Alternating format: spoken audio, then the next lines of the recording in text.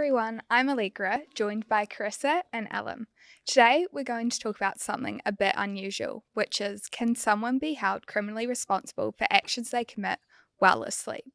Specifically, we'll be examining how parasomnia, a category of sleep disorders, has been used as a legal defence in Australian criminal law. You might be surprised to learn that in Australia, people have successfully argued that they were asleep and therefore not legally responsible for serious offences, including sexual assault and violent crimes. With this in mind, I'm going to put forward a bit of a disclaimer that we might be talking about some topics that certain people might find sensitive. So if this isn't the podcast for you, then maybe you don't need to listen. In this podcast, we'll begin by explaining what parasomnias are and how they function medically. Then, Alem will walk us through key legal concepts and case law that have shaped how parasomnia is viewed in courtrooms. Finally, Carissa is going to explore how this issue is handled under New South Wales legislation and how the legal framework interacts, sometimes uneasily, with medical evidence. We hope to shine a light on the tensions between science, law, and public perception, and what this means for justice when someone claims, "I was asleep." So, Allegra, what are parasomnias? That's a good question because honestly, I didn't know. Parasomnias are sleep disorders that involve involuntary movements and behaviours, typically with no awareness or memory of the event. These behaviours can range from simple movements to very complex actions. Parasomnia events occur during transitions between sleep stages, as someone falls asleep or as they wake up. The less extreme types include sleepwalking, talking during sleep, night terrors, and sleep eating disorders. On the more severe end, REM behaviour disorders occur when people act out of dreams during the rapid eye movement stage of sleep. This can lead to violent actions, especially if they dream of defending themselves from an attack. Oh, okay. And how frequent are these episodes? So the frequency varies. Some people experience episodes nightly, while others only occasionally. Factors like sleep deprivation, poor sleep hygiene, illness, unfamiliar environments, certain medications, alcohol, or sedatives can make episodes more frequent or severe. Parasomnias are diagnosed through a comprehensive sleep study in a hospital, where specialists observe movements during different sleep stages and assess how other sleep disorders that might be present. Do you feel like that might be a risky thing for society, that people can just do so many things and then claim to be asleep? Definitely. I feel like that's a great thing to bring up, and obviously we'll all be discussing a bit more about safety. So the primary goal in managing parasomnias is safety, both for the individual and those around them. If the condition isn't harmful, it may not require treatment beyond addressing contributing factors. When parasomnia poses risks, further interventions are considered. Parasomnias bring complex questions when introduced into the legal realm, and I'll now pass over to Alem, who's going to explain some of the cases surrounding them that have sparked legal debate. Thanks, Allegra. I think in order to start with how parasomnia can qualify as a legal defense, you need to start with the fundamentals, which is what is necessary for a crime. And it's those two basic elements of like an act and an intent, whether that intent is evil or just the simple knowledge of the wrongfulness of an act. And with this in mind, it's also important to note that there is a presumption, absent of the contrary, that an act committed by a person who is apparently conscious was willed or was a voluntary act. However, relevant to your point and to this whole discussion is what happens if the person is unconscious, like with, for example, sleepwalkers? Well, it leads to the common law concept of automatism. Okay, so what is automatism, Alem? That's a good question, Carissa. So ultimately, automatism, as the name implies, is the automatic acts done by the body without control of the conscious mind. So this could be a reflex of a muscle, a spasm, or acts done whilst unconscious, for example, when you're sleepwalking or suffering from a concussion. And the importance of automatism is that it plays into the understanding that a person is not guilty of a crime if the act which would constitute it was not done in the exercise of their will to perform it. Because ultimately, what they would argue at the end of the day was the act would not have occurred had they been conscious, and that it was an involuntary act. And so I think one interesting case I was reading in my own time was the Crown against Jacob Bradley Holland. And I thought it was a nice example where, in this instance, the accused had broken and entered into a stranger's premise and committed common assault, specifically corporal violence. The charge was Section 112 of the Crimes Act, which was basically breaking, entering into a house and committing a serious indictable offense. And in this matter, the accused's defense raised the fact that he had been suffering from a state of automatism, sleepwalking. And I thought the factors in this case was interesting. You had things like he didn't know who the victim was, had no prior contact with the victim, and medical evidence also indicated that he had a history of sleepwalking. And at the time of the incident, he was recorded mumbling, he had incomprehensible speech, as well as factors like him claiming he went to sleep naked and then being found at the premise naked. And, these factors, among others, ultimately led the judge in a judge alone trial to rule that the Crown did not satisfy beyond a reasonable doubt that the accused was not sleepwalking at the time of the offense. And what I liked about this case was the kind of heavy reliance or the necessity of medical evidence that was put forward to disprove or prove whether the accused had been sleepwalking. And the things that I liked was, for example, the Crown prosecution saying things such as he was under the influence of alcohol and possibly another substance, whereas the medical expert on the defense's side was saying, well, look, alcohol is known to be a trigger for people who have had sleepwalking issues since childhood. Or the Crown saying he demonstrated goal-directed behaviors. He was able to break into this house, move around the house, commit the corporal violence. And then you have the defense's medical expert who says, well, this is a very complex behavior and area, and that, we as psychiatrists cannot be definite about whether the accused behavior can be characterized as goal-directed behavior. And so,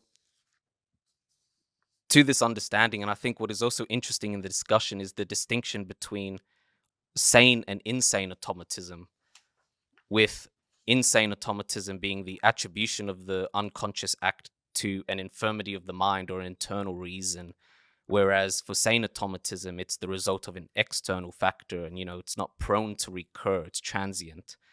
And here lies the contentious part of the topic that my colleague Carissa will elaborate more on. Thanks, Alem and Allegra, for giving us such an insightful overview of parasomnia and the case law, what the case law says about it. Now, I just wanted to compare what the case law says, particularly in New South Wales legislation. As Alem has already discussed, the defense of automatism is something that arises in the common law, meaning that it's something that the courts have recognized over time and have continued to apply it as a defense for crimes that are committed when someone is asleep. And so this actually operates very differently in the actual legislation. So the word or the defense of automatism isn't actually explicitly stated in the New South Wales legislation, but what we do have is a law that the New South Wales government implemented in 2020, being the Mental Health and Cognitive Impairment Forensic Provisions Act. So in Section 28 of this Act, it says that a person is not criminally responsible for an offence if, at the time of carrying out that act, the person had a mental health impairment or a cognitive impairment, to the effect that they either, one, did not know the nature or the quality of the act, or two, did not know that the act was wrong.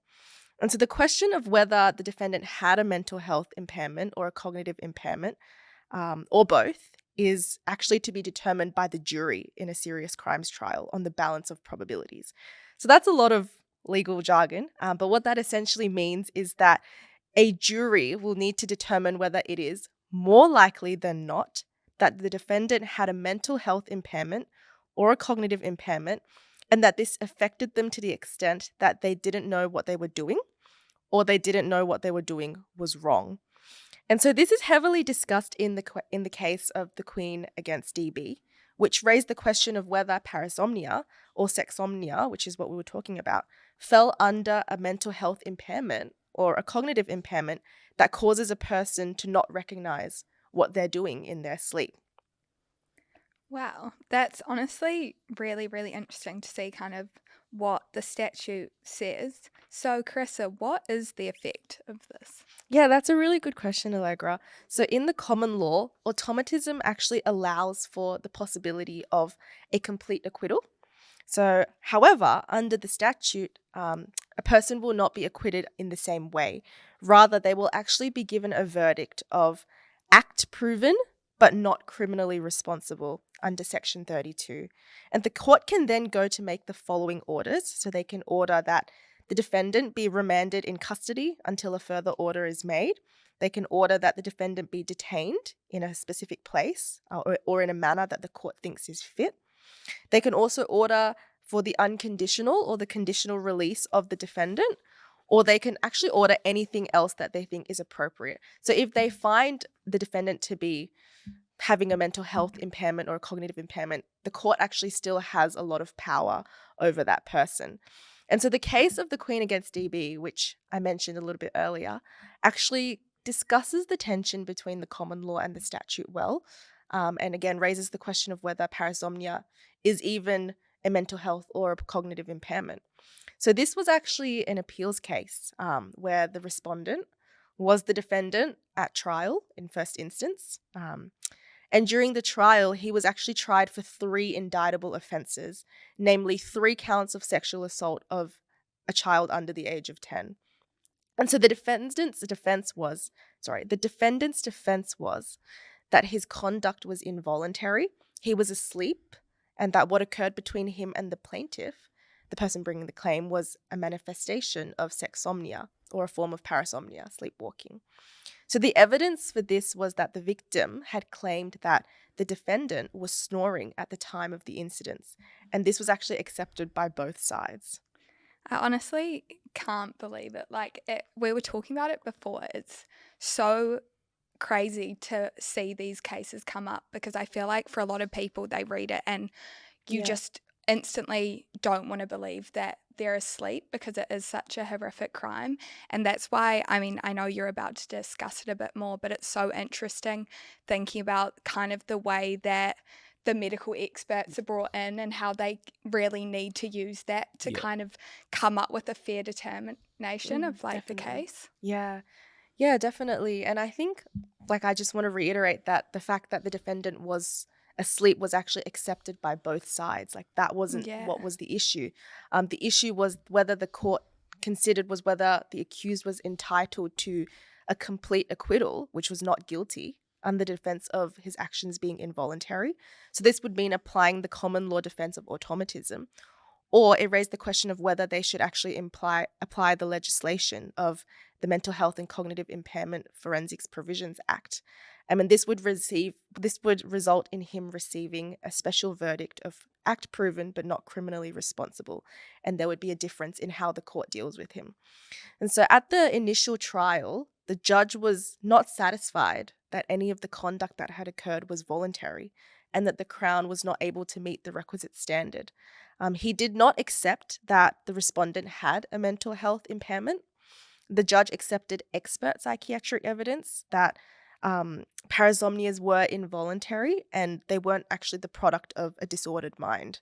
And it is not an impairment that disturbed their volition, but rather the defendant had no volition of his own because he was asleep. And so at trial, the judge did not accept that parasomnias were a mental health diagnosis. On the appeal case, the Crown appealed on the following grounds.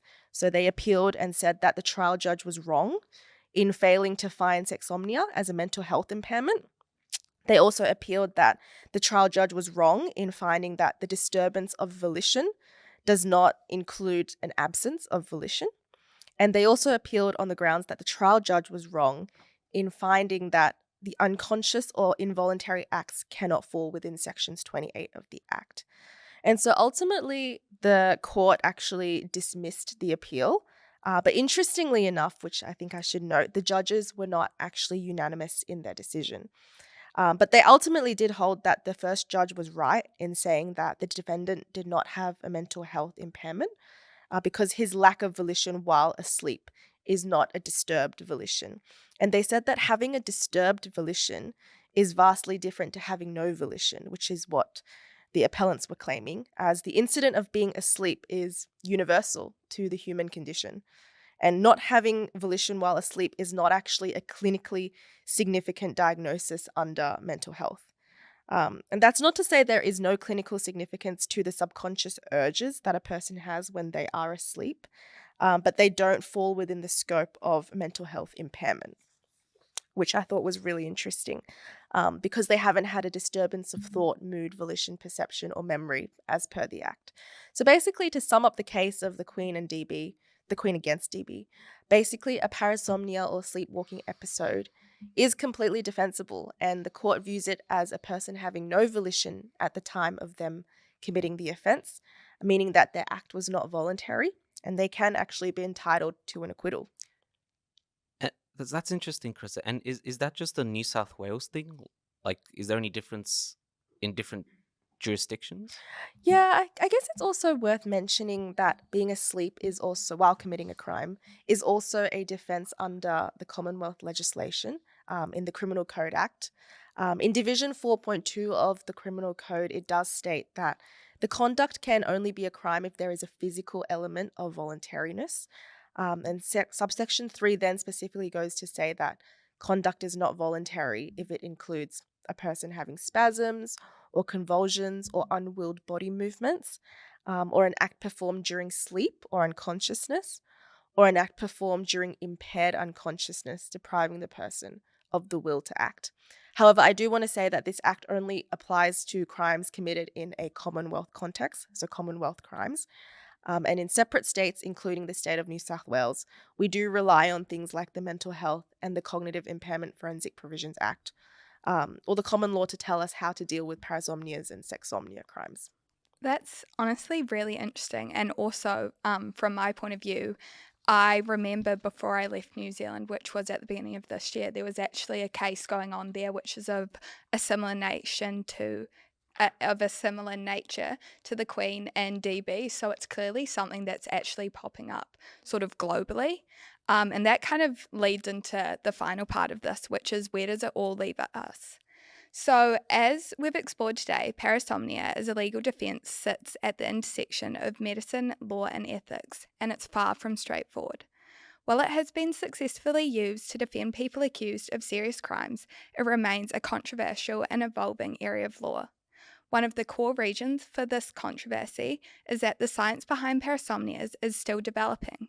Medical experts continue to debate whether these sleep behaviours reflect a temporary glitch in an otherwise healthy brain or symptoms of an underlying psychological or neurological condition. This uncertainty makes it difficult for courts to clearly define whether someone's behaviour during a parasomnia episode was truly involuntary or if there was some level of awareness.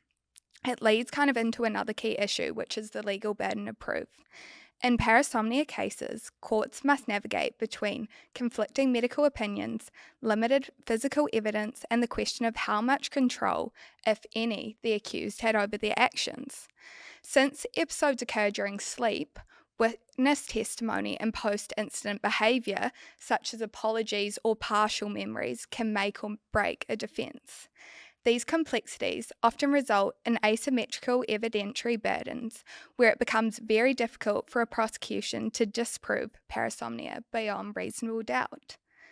There are also broader concerns. What if someone lies about being asleep to avoid punishment? Could this defence be manipulated in future cases, especially in violent or sexual offences? While Australia courts have so far handled these cases with caution, the potential for abuse underscores the need for strict scrutiny and for robust medical evidence. At the same time, it's important to remember that not every parasomnia case is an attempt to evade justice. Many people who suffer from these conditions pose no threat to others, and treating them as criminals would be deeply unfair. This is why courts must walk a fine line, balancing public safety with the rights of individuals whose behaviour may have occurred in a state of unconsciousness. Going forward, we can expect more legal challenges, more nuanced psychiatric evaluations, and possibly legislative reform as our understanding of parasomnia deepens. The law must continue to adapt as science advances, ensuring that justice is both informed and fair, even when the line between sleep and wakefulness isn't so clear.